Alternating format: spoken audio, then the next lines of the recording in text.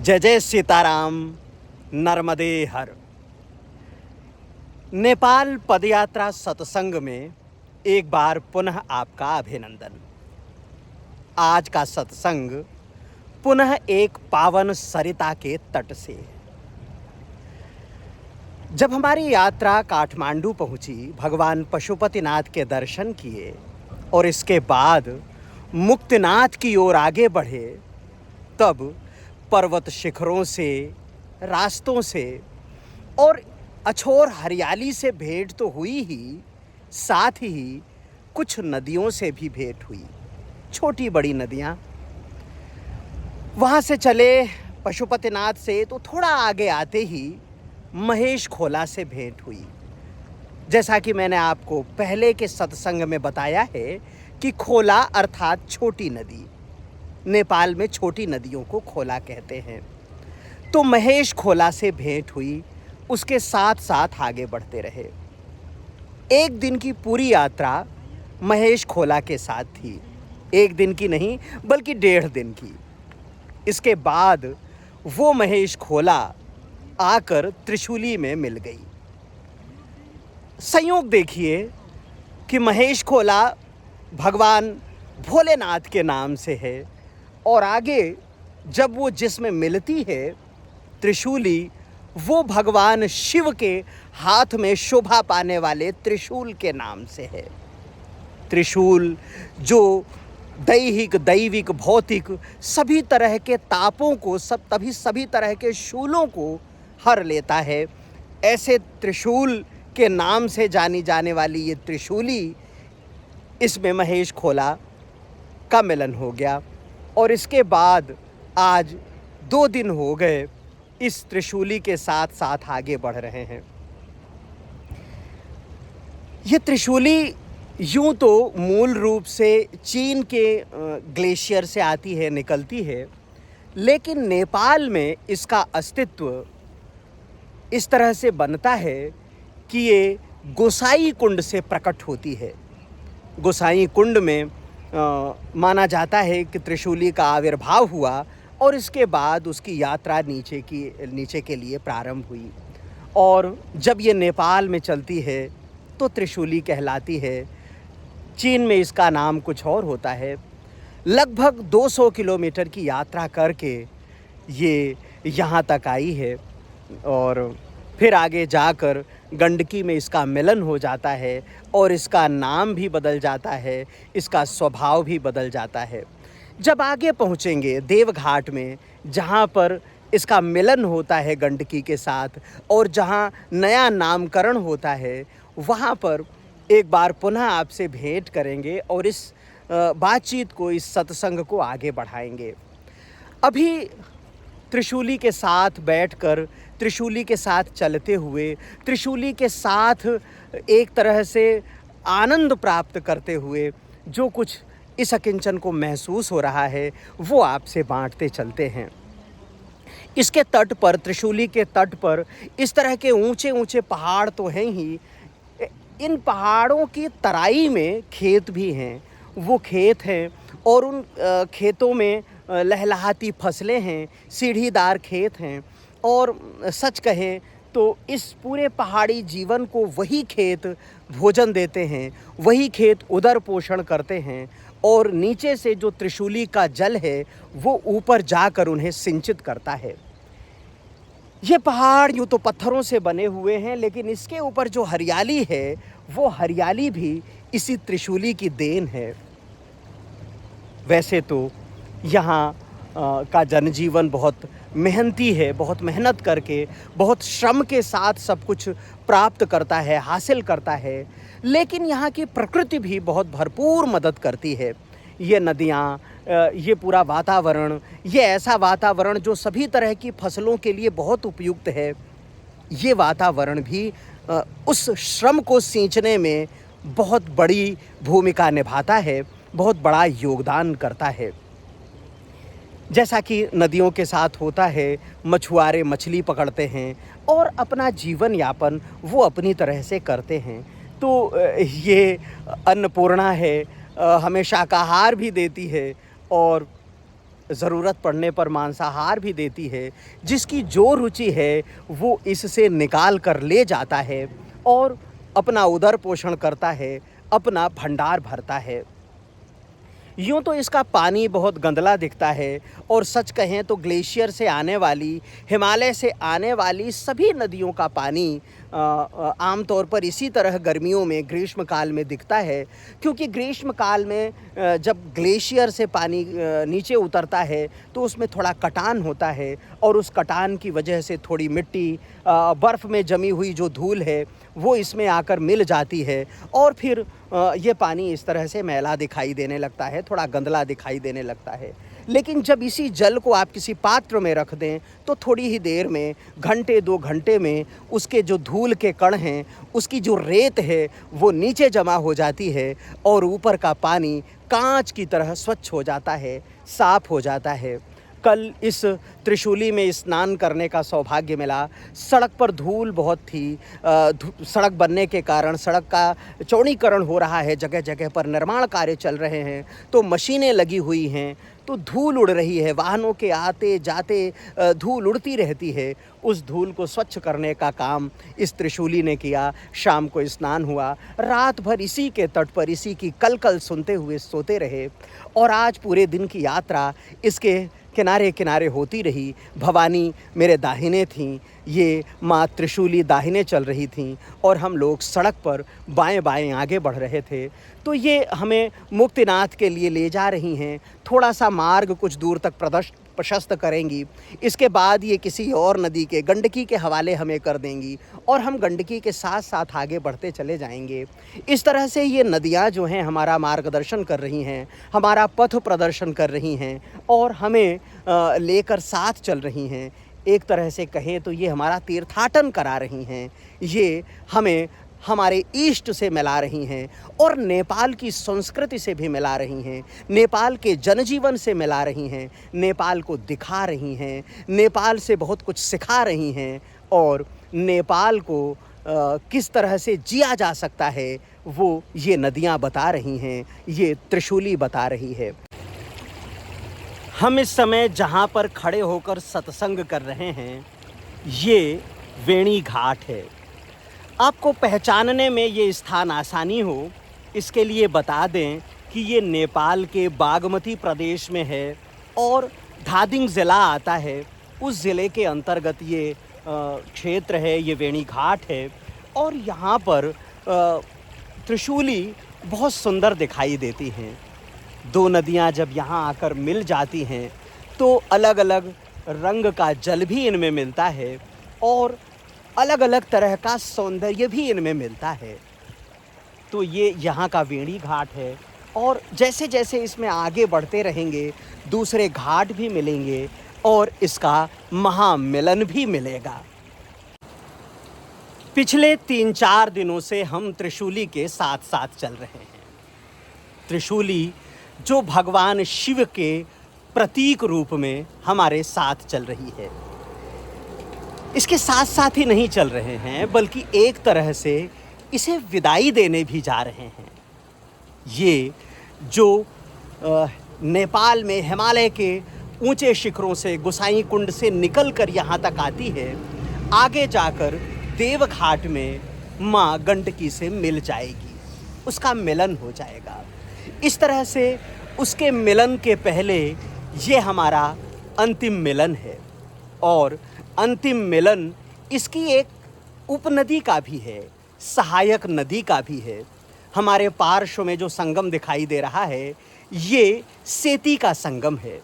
जिस तरह से भारत में हिमालय की तमाम नदियाँ जो ऊपर से निकलती हैं वो कहीं न कहीं गंगा के नाम से जानी जाती हैं, उसी तरह से यहाँ पर ये जो सेती है वो गंडकी के नाम से जानी जाती है। गंडकी का पुण्य इसमें समाहित है। यहाँ पर उपनदी के रूप में वो आखिरी नदी है जो आकर त्रिशूली में मिल रही है और अब दोनों मिलकर साथ साथ आगे की यात्रा करेंगी, आगे जाएंगी और देवघाट में नारायणी बन जाएंगी। जब नारायणी बनेंगी तब भी उनका दर्शन करेंगे, उनसे कुछ संवाद करेंगे। तब तक सेती और त्रिशूली के संगम को प्रणाम करते हैं और आगे बढ़ते हैं। मनुष्य जीवन की सार्थकता यही है कि जब वो अपने अंतिम समय पर आए, पूर्णाहुति करे जीवन की, तो एक तरह से वो संपन्न होना चाहिए। हर तरह से उसका जीवन संपूर्णता में होना चाहिए। मनुष्य ऐसा करे या ना करे, नदियां ऐसा ही करती हैं। त्रिशूली के साथ साथ लगभग 100-125 किलोमीटर की यात्रा हुई है। देखते रहे हैं कि किस तरह एक एक नदियों को जोड़कर इसने अपना कुनबा बड़ा किया है और अपने आप को संपन्न से लगातार संपन्न करती चली गई है। अब जबकि पूर्णाहुति की ओर है इसकी यात्रा, तब देखिए ये किस तरह से दोनों तटों को बिल्कुल भरती हुई चली जा रही है। दोनों घाटों पर लबालब है। जल इस तरह से शांत है, इस तरह से गहराई लिए हुए है, इस तरह से मध्यम मध्यम बह रहा है, जैसे ये बता रहा हो कि जब इसकी संपूर्णता होती है, जब ये पूर्णाहुति करती है, तो किस तरह परमानंद से भर जाती है, किस तरह से ये अपनी यात्रा को एकाकार करने के लिए किसी योगिनी की तरह ध्यान मग्न हो जाती है। अंततः जिस त्रिशूली के साथ लगभग 125-150 किलोमीटर की यात्रा हुई, जिसके साथ लगभग 3-4 दिन चले, 5 दिन चले, उस त्रिशूली को विदा करने का समय आ गया है। हम आ गए हैं देवघाट। देवघाट, जहाँ पर त्रिशूली माँ काली गंडकी से मिल जाती हैं। यहाँ पर दोनों का मिलन हो जाता है। गोसाई कुंड से आकर यहाँ पर त्रिशूली मिलती हैं और दामोदर कुंड से आकर यहाँ पर काली गंडकी, कृष्णा गंडकी भी जिसे कहते हैं, यहाँ दोनों का मिलन होता है। और इस मिलन के बाद, दोनों के मिलन के बाद, दोनों की यात्रा किसी एक के नाम से नहीं, बल्कि नए नाम से, नारायणी के नाम से प्रारंभ होती है और आगे बढ़ती है। जैसा कि आप जानते हैं, ये भारत में प्रवेश करती हैं और पटना के पास माँ गंगा में इनका विलय हो जाता है। ये माँ गंगा में मिल जाती हैं, वहाँ उनका संगम होता है और ये दोनों नदियाँ वहाँ पहुँचकर गंगा बन जाती हैं। ठीक ये स्थान उसी तरह का है जैसे देवप्रयाग में मंदाकिनी और अलकनंदा मिलती हैं और मिलने के बाद गंगा बन जाती हैं। उसी तरह से ये दोनों यहाँ पर त्रिशूली और गंडकी, काली गंडकी मिलती हैं और नारायणी बन जाती हैं। नारायणी बनकर आगे की यात्रा करती हैं। तो हम ये त्रिशूली के साथ, ये सप्त त्रिशूली, जैसे सप्त कौशिकी, 7 कौशिकी पहले मिलकर कौशिकी बनती हैं, उसी तरह से ये त्रिशूली सप्त त्रिशूली बनते हुए 7 त्रिशूली मिलते हुए यहाँ तक आती हैं। इसी तरह गंडकी में भी और नदियों का मिलन होता है और यहाँ तक आते आते वो भी काली गंडकी पूर्ण रूप से यहाँ पर अपना स्वरूप बनाती हैं और यहाँ समाहित हो जाती हैं। तो हमने त्रिशूली को यहाँ पर विदा किया और अब यहाँ से गंडकी के साथ साथ इसके उद्गम की ओर चलने का प्रयास करेंगे। भगवान मुक्तिनाथ के दर्शन के लिए जाएंगे। एक मार्ग गंडकी के साथ साथ चलने का भी है। इन पर्वत श्रृंखलाओं को पार करते हुए, ये जो पर्वत श्रृंखलाएं इस नदी के दोनों ओर हैं, उन श्रृंखलाओं को पार करते हुए हम चाहें तो सीधे मुक्तिनाथ तक पहुंच सकते हैं, दामोदर कुंड तक जा सकते हैं, जहां से गंडकी का उद्भव होता है, जहां से इनका जन्म होता है। तो ये संगम है गंडकी और त्रिशूली का। ये संगम है 2 प्रदेशों का भी, बागमती प्रदेश और गंडकी प्रदेश। कैसा है ना, दोनों प्रदेशों का नाम नदियों के नाम से ही है। ये जिस गंडकी का मिलन होता है, उस गंडकी के नाम से गंडकी प्रदेश है, और जिस बागमती को पशुपतिनाथ में देख चुके हैं उनके नाम से बागमती प्रदेश है। तो ये इन दोनों प्रदेशों का मिलन स्थल भी है। दो प्रदेशों के अलावा यहाँ 3 ज़िलों का भी संगम होता है। 3 ज़िलों की सीमाएं इसमें आकर मिलती हैं, यहाँ पर मिलती हैं, और भौगोलिक दृष्टि से, राजनीतिक दृष्टि से भी एक संगम बनाती हैं। गंडकी प्रदेश का तनहू ज़िला और बागमती प्रदेश का चितवन और नवलपरासी ज़िला यहाँ पर मिलता है। इस तरह से ये जो संगम है, ये विराट इसलिए बन जाता है क्योंकि यहाँ पर प्राकृतिक, धार्मिक, शैक्षिक, सांस्कृतिक, राजनीतिक, भूगोलिक सभी प्रकार का संगम तैयार होता है, और उस संगम में अवगाहन करने के बाद एक नए तरह की मनुष्यता का, एक नए तरह के मनुष्य का और एक नए तरह के संस्कार वाले व्यक्ति का जन्म होता है। एक नए तरह की यात्रा का भी जन्म होता है। इस तरह ये जो संगम है वो केवल 2 नदियों का ही संगम नहीं है। राजनीतिक दृष्टि से देखें, भौगोलिक दृष्टि से देखें तो ये एक विराट संगम है। ये मिलन स्थल आध्यात्मिक और शैक्षिक स्तर पर भी है, सांस्कृतिक स्थल पर भी है। यहाँ पर बहुत गुरुकुल हैं। हमें लगता है कि नेपाल में सर्वाधिक गुरुकुल अगर कहीं हैं तो वो इस देवघाट में हैं। तो इस देवघाट में आप ये कह सकते हैं कि ये शिक्षा का केंद्र है और विद्या का केंद्र है, अध्यात्म का केंद्र है, और जैसा इसके नाम से ज्ञात है कि ये देवघाट है, अर्थात देवताओं की भ्रमण स्थली तो है ही, देवताओं की साधना स्थली तो है ही। इस साधना स्थली में, इस भ्रमण स्थली में देवताओं के ये अकिंचन भी दर्शन करने के लिए पहुँचा है। आप समझ लीजिए कि केवल और केवल त्रिशूली को विदा करने के लिए हम 60 किलोमीटर की अतिरिक्त यात्रा करके यहाँ तक पहुँचे हैं। मोगलिंग से हम सीधे पोखरा के लिए चले जाते तो 30 किलोमीटर इधर आना और फिर 30 किलोमीटर लौटना हमारा नहीं होता। लेकिन अगर यहाँ नहीं आते तो इस तरह 2 नदियों का, 2 महानदियों का मिलन, 2 शक्तियों का मिलन यहाँ देख नहीं पाते, उनके दर्शन नहीं कर पाते, त्रिशूली को विदा नहीं कर पाते और गंडकी से चलने का आदेश नहीं ले पाते, गंडकी के साथ साथ चलने का आदेश नहीं ले पाते। तो ये जो पर्वतों वाला रास्ता है गंडकी का, वो हमारे लिए थोड़ा दूभर है, दुष्कर है, मुश्किल है। तो हम जाएंगे सड़क मार्ग से ही, लेकिन यहाँ से गंडकी से अनुमति लेते हुए जाएंगे, गंडकी को प्रणाम करते हुए जाएंगे, और जो शालिग्राम इसकी कोख में छिपे हुए हैं उस शालिग्राम के दर्शन करते हुए जाएंगे। तो इस तरह से यहाँ हमारी मुक्तिनाथ की यात्रा कहें तो प्रारंभ हो जाती है इस गंडकी के साथ साथ, और शालिग्राम के दर्शन की यात्रा भी प्रारंभ हो जाती है, और भगवान के एक दिव्य रूप के दर्शन की यात्रा भी प्रारंभ हो जाती है।